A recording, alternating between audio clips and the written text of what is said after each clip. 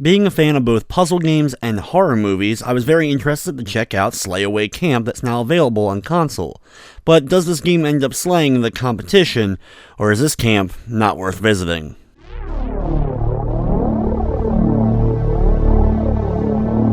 Slayaway Camp is a puzzle game where you're playing as a slasher movie villain in the style of 1980s classics.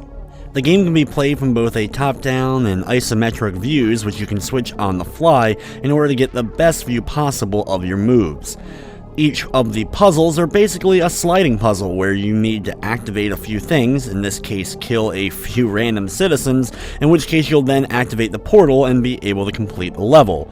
While it sounds simple, this increasingly gets more difficult as time goes. A lot of times you'll find yourself being able to take out all the citizens but unable to reach the portal. Since it is one of those sliding style puzzles, your character keeps going until they run into something to break up their momentum. This version of the game includes the main campaign as well as a lot of the additional scenarios or DLC that was added to the game later on. So you have well over 250 plus levels that you'll be able to complete in the adventure. There's a fair amount of challenge when it comes to the different puzzles. Not only do you have to kill everybody and get to that goal, in order to do it you may have to set up citizens by scaring them to get them to run away from you, which will activate traps, run into other citizens, or potentially just end up lining up so that once you kill them, you'll be able to easily get to the portal.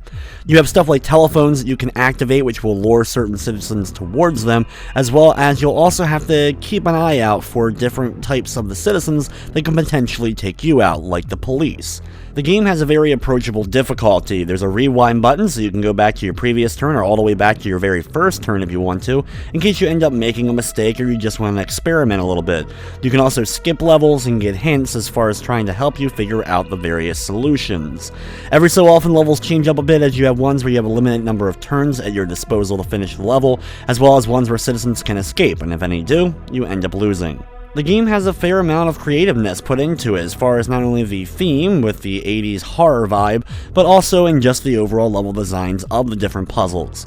You also can earn money for completing the levels, in which case you can then spend it in the store in order to buy extra kills, and you also have costumes that you can put the killer in as well.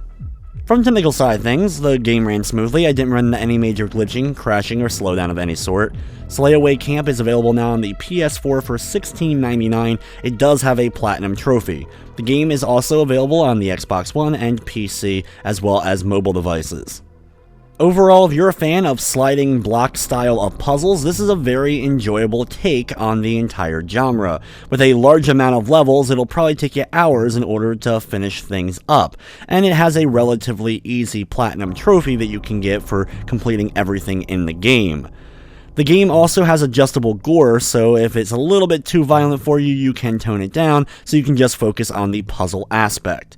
With everything said though, I'm going to be giving Slayaway Camp Butchers Cut a 7 out of 10. But anyway guys, it's going to wrap up this review. I'd like to thank you for watching, and of course I hope you enjoyed.